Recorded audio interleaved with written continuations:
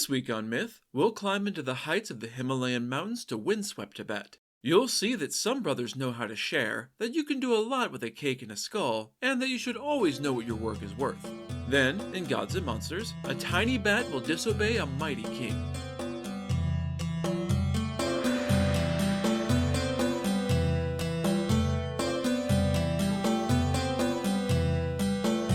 This is the Myths Your Teacher Hated podcast, where I tell the stories of cultures from around the world in all of their original, bloody, uncensored glory. Modern tellings of these stories have become dry and dusty, but I'll be trying to breathe new life into them. This is episode 135, Seeking Brother Husband. As always, this episode is not safe for work.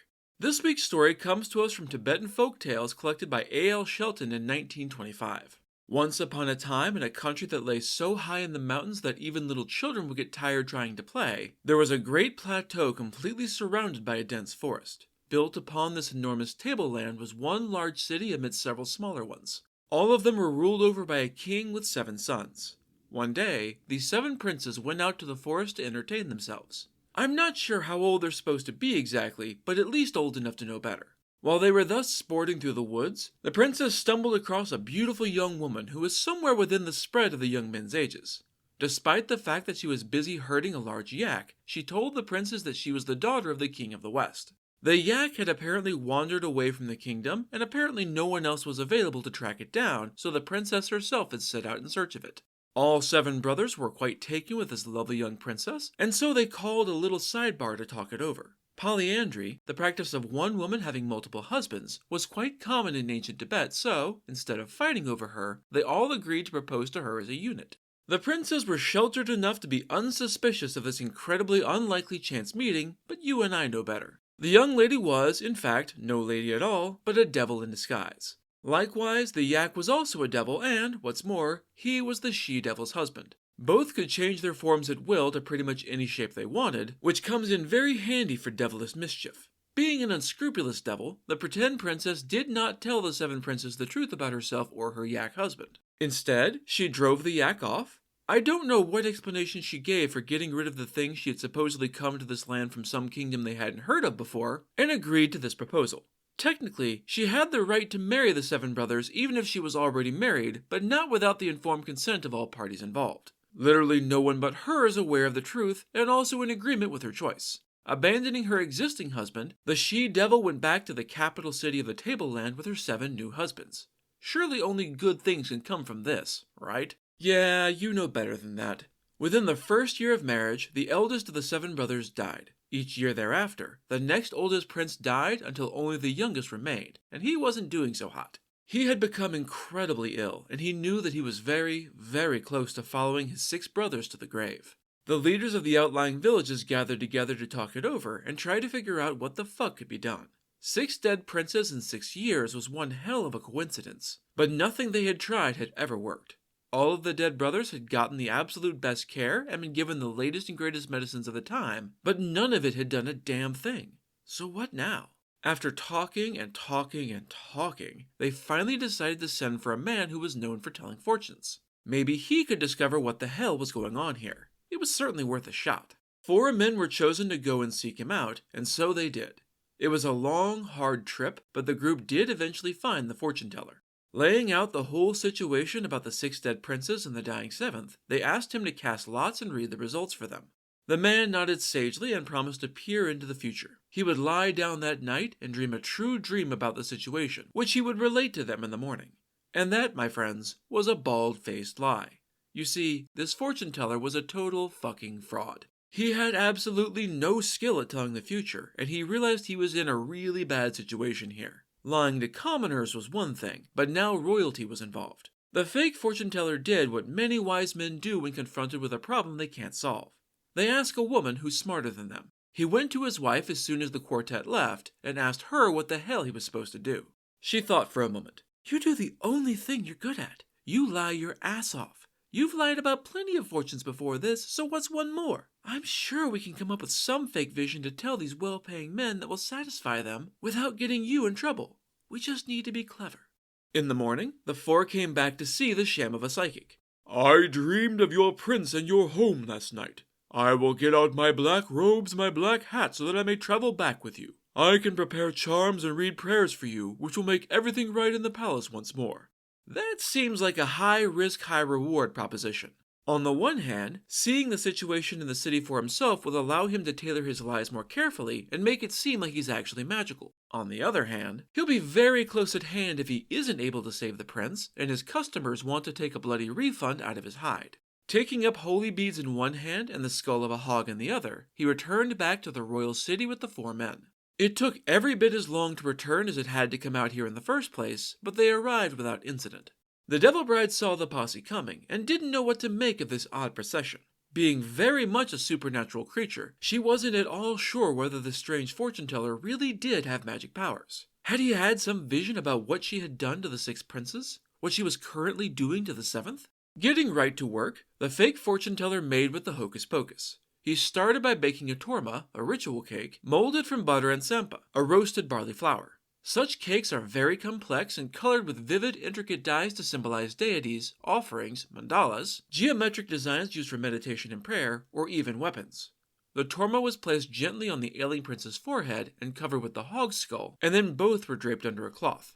The fortune teller then asked everyone else to leave the sick house so that the magic could do its work. As soon as the small crowd was gone, the sick prince stopped tossing and turning, sighed, and fell into a deep sleep. The faux psychic saw this, thought the prince was dying before his eyes, and nearly pissed himself in terror. In reality, the prince was doing a little better simply because his wife, the she-devil, had left the room. She was eating his soul just as she had her other 6 husbands, and it was already half devoured.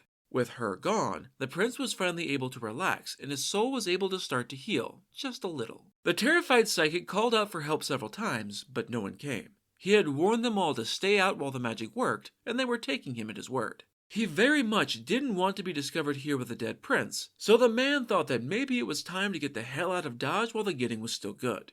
Only, when he tried to open the door and slip out, he found that he had been locked inside the building. That hadn't been part of his instructions, but apparently the prince's attendants were making very sure that no one disturbed the fake fortune teller in his charge. Well, shit. What now?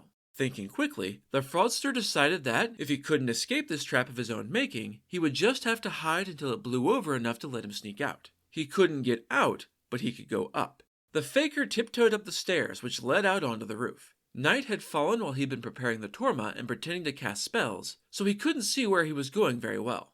The little balcony he was on turned out to be missing a few boards, and so the fraudster tumbled through the opening and down to the ground.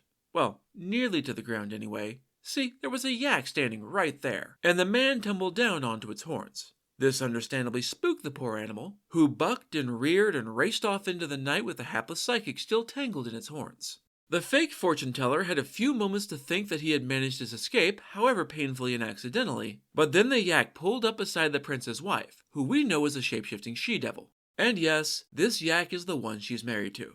Out of the frying pan and into the fire. With a frightened squeak, he managed to roll off the yak's back and into some thick bushes to hide. He didn't dare move and give away his location while the 2 devils were right the hell there. The she-devil had come out here to be alone because the sudden appearance of this intimidating man dressed all in black and claiming to be able to heal the prince of the evil consuming his spirit frightened her. What if he was legit?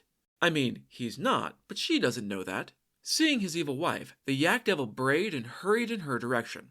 He's on to us. He jumped onto my head in the darkness, knowing full well that I'm a he-devil in disguise. He's been beating me in the head with his magic charm the whole time I've been trying and failing to throw him off me. The holy man is going to kill me, wife. What do I do? Help me. His wife didn't move, eyes wide in terror.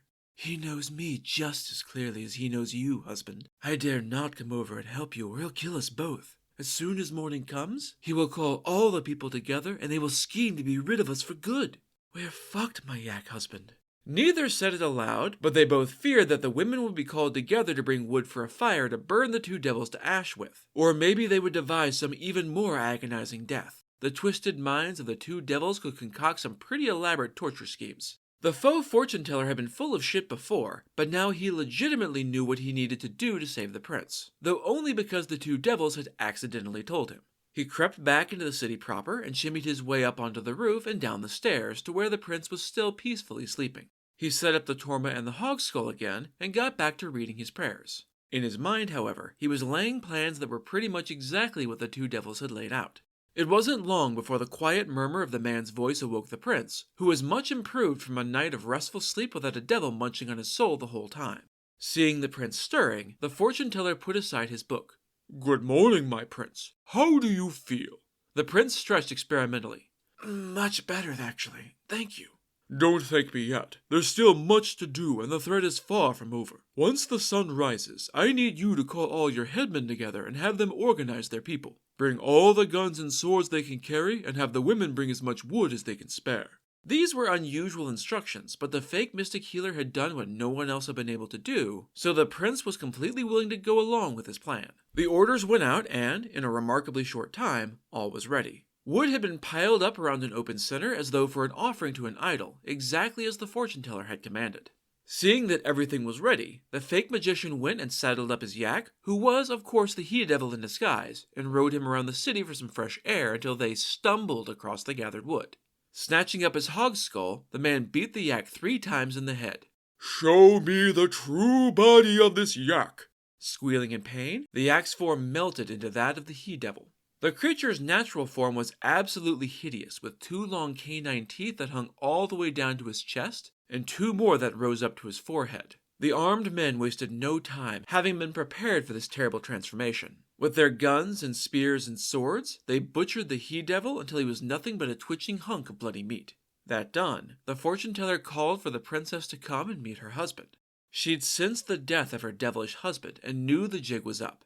She came, but at a dead sprint, screaming bloody murder, her hands raised to scratch out her tormentor's eyes. The fortune-teller caught her between her own eyes with the hog skull and demanded to see her true form. Like the he-devil, her form shimmered to reveal the hideous true appearance with enormous teeth like her husband's, clawed hands with razor-sharp talons, and a long snake-like tongue.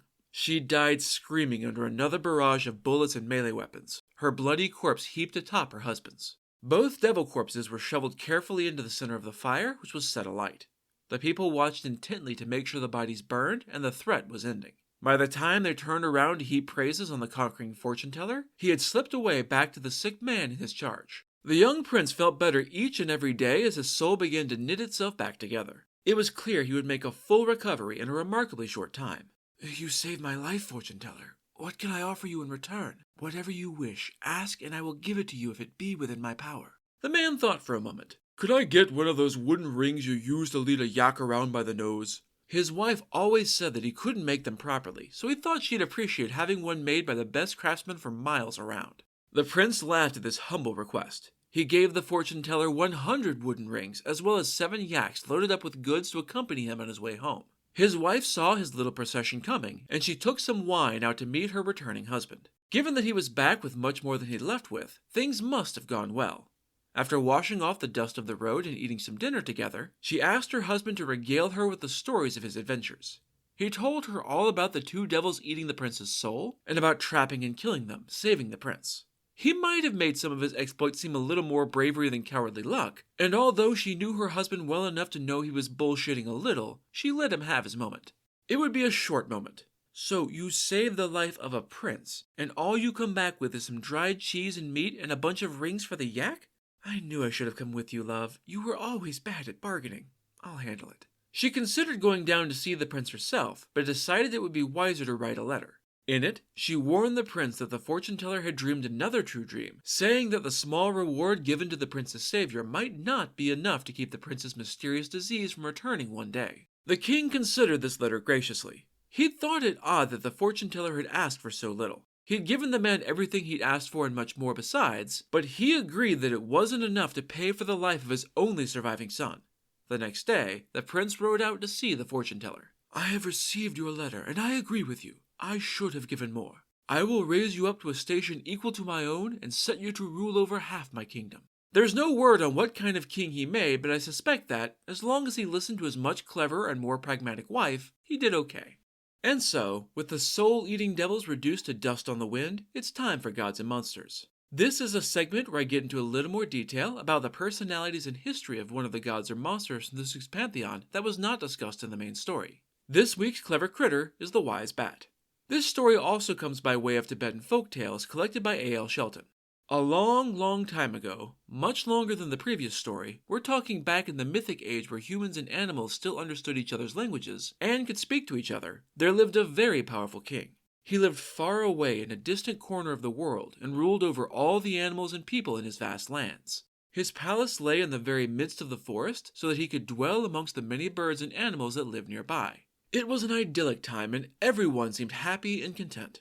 Well, everyone that is, except for the queen. She hated the raucous sound of thousands of birds all singing at the same time, but definitely not singing together. It can certainly be an auditory riot when you get enough critters together, and I get overstimulated by loud sounds, so I get where she's coming from, but her solution is brutal and selfish. She asked her husband the king to cut off the bills of all the kingdom's birds so that they could no longer sing. No trying out earplugs, no attempt at negotiation, no, she went straight to mutilation of what were definitely sentient beings who were able to speak, though they wouldn't be able to anymore if she had her way. And she would, for the king would deny his wife nothing.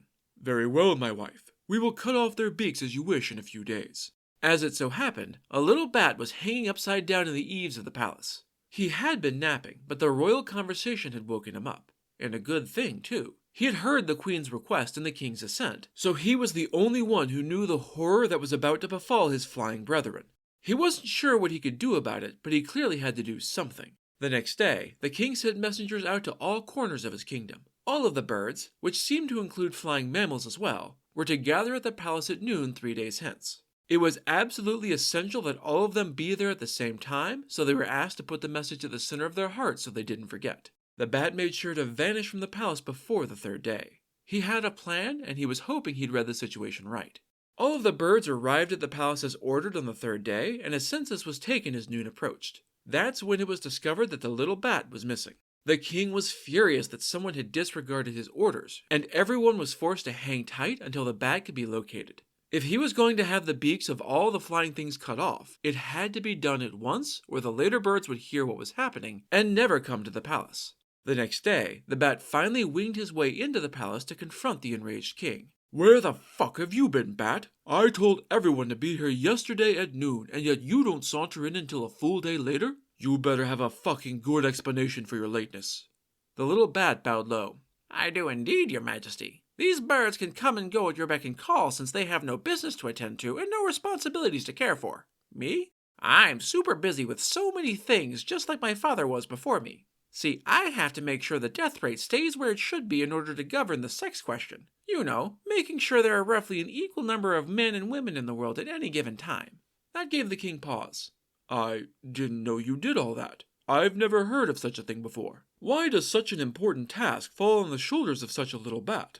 The bat dodged the question. "Oh, that's not all. I'm also responsible for separating the night from the day and making sure the hours of light and darkness are balanced." "You must be very busy and very powerful indeed to accomplish all this. How exactly do you do it? Please explain, in detail."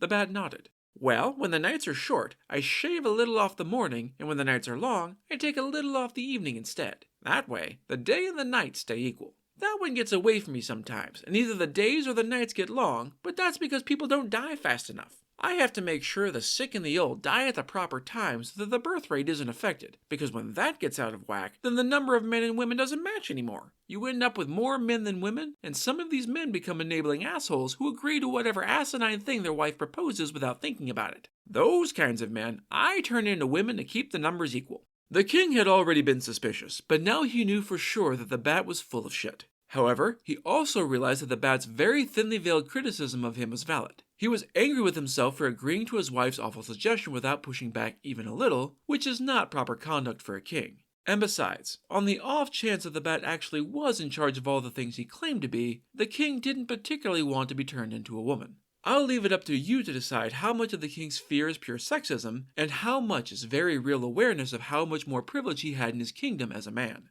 Either way, the king decided not to follow through on his decision. He would let the birds go without cutting off any of their beaks. He stepped out to address the birds who were still assembled. "Up until now, humans haven't known how to make laws for your kind and to mete out punishment when those laws are broken. That changes now.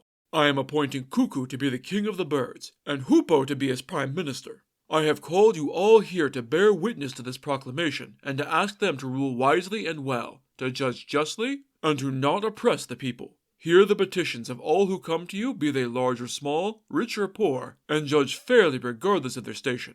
Now you may all return to your homes. Except for you, Bat." See, the king might have recognized the wisdom in the little bat's criticism, but that didn't mean the king wasn't still furious with him. All the flying creatures had been ordered to gather at the palace on the third day, and the bat had disobeyed. It didn't matter that he'd had a good reason. Ignoring a king's direct order had to carry consequences. This being a folktale, you're probably expecting something that will explain some facet of bad behavior, but no. This king believed in corporal punishment, so he turned the bat over his knee and spanked him for being naughty. Seriously. And that's how it ends, with a bat getting spanked by a king. I'm not kink shaming, but I am kink asking why. I'm not quite certain what this particular king was into, but I guess that's between him and the bat. That's it for this episode of Myths Your Teacher Hated. Keep up with new episodes on our Facebook page, on iTunes, on TuneIn, on Verbal, and on Spotify. Or you can follow us on Twitter as @HardcoreMyth, on Instagram as Myths Your Teacher Hated Pod, and on Tumblr as Myths Your Teacher Hated. You can also find news and episodes on our website at mythsyourteacherhated.com. If you have any questions, any gods or monsters you'd want to learn about, or any ideas for future stories that you'd like to hear, feel free to drop me a line. I'm trying to pull as much material from as many different cultures as possible, but there are all sorts of stories I've never heard, so suggestions are appreciated. The theme music is by Tiny Cheese Puff. Next time, we're off to Wales to wander with the Romani people. You'll learn why you should never listen to a stone, why red clothes are a red flag, and why you should be careful what gates you walk through. Then, in Gods and Monsters, 3 horny, reckless sisters will travel through impossible forests to cavort with devils. That's all for now. Thanks for listening.